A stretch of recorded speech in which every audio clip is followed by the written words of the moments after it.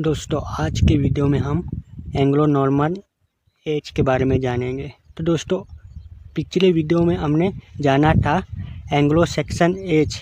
उस एज में 3 tribe Anglo Saxon और जूट इंग्लैंड आए थे और अपनी सत्ता स्थापित कर दिए। तो दोस्तों उसके बाद 1066 में नॉर्मन लोग आए फ्रेंच से। तो दोस्तों यहाँ नॉर्मन लोग फ्रेंच के नॉर्मंडी इलाके में रहते हैं, जो बाद में ब्रिटेन में हमला कर देते हैं। तो सबसे पहले हम इंट्रोडक्शन जान लेते हैं। The Anglo Norman age also known as a early middle English period. तो दोस्तों एंग्लो नॉर्मन एज को अर्ली मिडल इंग्लिश पीरियड भी जाना जाता है। तो दोस्तों इस एज में इंग्लिश हिस्ट्री और लिटरेचर पर बहुत बड़ा बदलाव हुआ।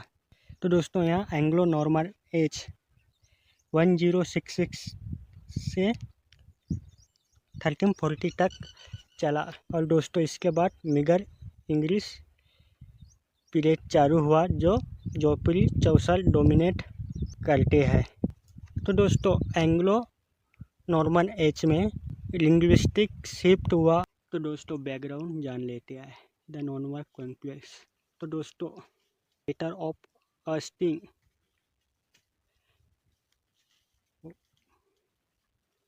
Better of अस्टिंग in 1066।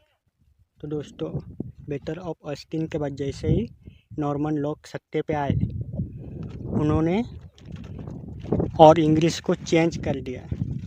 Anglo Norman लोग कोर्ट में और अपनी कल्चर में फ्रेंच लैंग्वेज बोलते थे और लैटिन लैंग्वेज चर्च में यूज करते थे। ऑफिशियल रिकॉर्ड में एजुकेशन में लैटिन लैंग्वेज का यूज करते थे और इंग्लिश जो एंग्लो सेक्शन लोग हैं वहाँ और इंग्लिश से बोलते थे।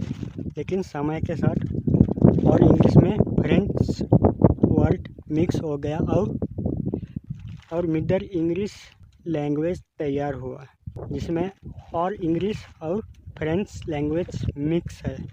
तो दोस्तों जैसे कि एंग्लो नॉर्मन लोग फ्रेंच बोलते थे और वहाँ ब्रिटेन में जब आए तब भी वहाँ कोर्ट में और जो भी न्याय होते थे और अपनी संस्कृति फ्रेंच कल्चर के हिसाब से करते थे और जो उनके चर्च थे और जो एजुकेशन करते थे वहाँ लैटिन लैंग्वेज में करते थे और जो एंग्लो सेक्शन लोग हैं वहाँ ऑल इंग्लिश बोलते थे।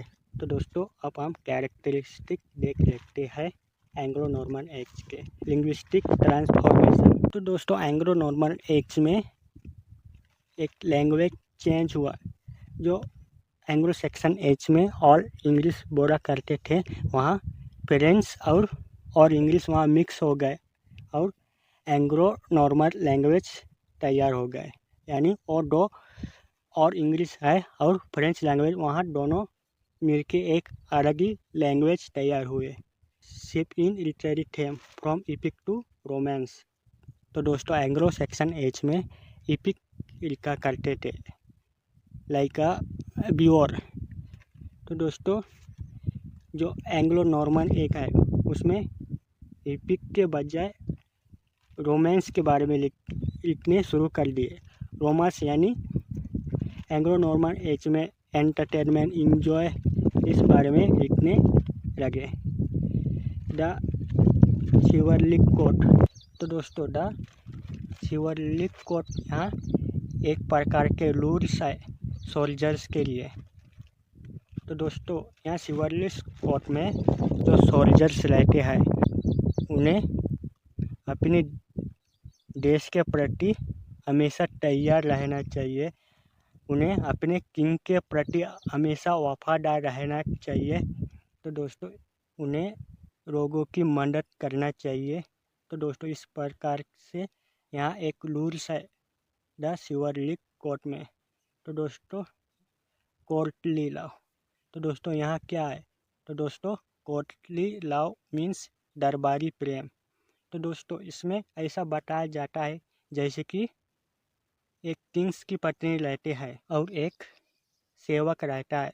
तो दोस्तों उस सेवक को उस किंग्स की पत्नी से लव हो जाते हैं और जो सेवक करते हैं उस किंग्स के पत्नी के लिए दीवानगी, उन्हें ही कोर्टली लव कहते हैं, यानी उसके लव में वफादार रहते हैं।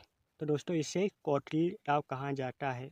तो दोस्तों यहाँ थर्ड कैरेक्टरिस्टिक देख लेते हैं, major literary genre and theme, the matter of Britain. तो दोस्तों इसमें किंग आर्थर के बारे में, जो ब्रिटेन के किंग है किंग आर्थर, उनके बारे में लिखा गया है और उनके बारे में बताया गया है मोस्ट ऑफ द वर्क में। और the matter of the French, तो दोस्तों यहाँ फ्रांस में फ्रेंच कल्चर के बारे में बताया गया है, किंग्स के बारे में उस एज में लिखा गया है। और द मैटर ऑफ रोम, तो दोस्तों द मैटर ऑफ रोम में रोम के द अलेक्जेंडर द ग्रेट, उनके बारे में बताया गया है, लिखा गया है। और जूलियस सीजर्स के बारे में फिर से लिखा गया है। तो दोस्तों आई होप आपको यहाँ वीडियो समझ में आ रहे होंगे। तो दोस्तों एंग्लो नॉर्मन एज के फेमस वर्क के बारे में जान लेते हैं। तो दोस्तों फर्स्ट नंबर पे है ब्रूट। तो दोस्तों यहाँ ब्रूट वर्क लियोमोन ने लिखा है, a long story about the history of the Britain. यहाँ ब्रिटेन के इतिहास के बारे में बताया गया है और the reason of the King Arthur के बारे में बताया गया है अर्ली मिडल इंग्लिश एज में। तो दोस्तों सेकंड वर्क है ऑर्मुलुम, जो ऑर्म ने लिखा है। तो दोस्तों यहाँ एक रिलीजियंस बुक है जो बाइबल के पार्ट को एक सिंपल लैंग्वेज में एक्सप्लेन करते हैं ताकि आम लोगों को समझ में आ सके।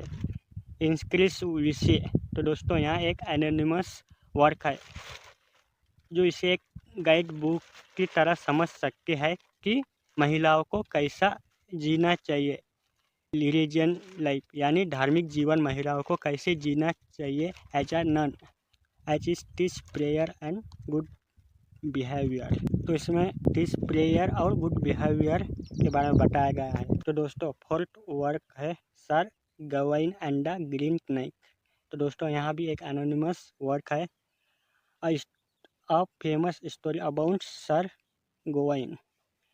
तो दोस्तों यहाँ एक फेमस स्टोरी है सर गवाइन का, one of the King Arthur knight showing bravery and honesty. तो इसमें किंग आर्थर का ब्रेवरी और ऑनेस्टी दिखाया गया है। The owl and the Nightingale. तो दोस्तों यहाँ भी एक अनोनिमस वर्क है जो एंग्लो नॉर्मन एज के मोस्ट इम्पोर्टेंट वर्क है। तो दोस्तों इस वर्क में डिबेट किया गया है। यहाँ एक डिबेट पोयम है जो एक आउल और एक नाइटिंगेल यहाँ दोनों आर्ग्यू करते हैं। और सिक्स वर्क है रोमन डे द वेस्ट ने लिखा है, the story of the normal people. तो दोस्तों यहाँ नॉर्मल पीपल का स्टोरी बताता है, इस पर में उन्होंने कैसे अपनी सत्ता स्थापित किया फ्रेंच में यहाँ बताता है। End of the age the Norman and the English people mixes together. तो दोस्तों इस एज की एंड जब और इंग्लिश पीपल और नॉर्मल पीपल दोनों मिक्स हो जाता है और इनके बाद 30-40 में जोफ्री चौसर आता है और वहीं से मिडल एज की स्टार्टिंग होती है और मिडल एज की बिगिनिंग जोफ्री चौसर से होती है। तो दोस्तों आई होप आपको यहाँ वीडियो समझ में आ गए होंगे। तो दोस्तों अगर वीडियो समझ में आए हो तो इस वीडियो को लाइक और मेरे यूट्यूब चैनल को सब्सक्राइब करें।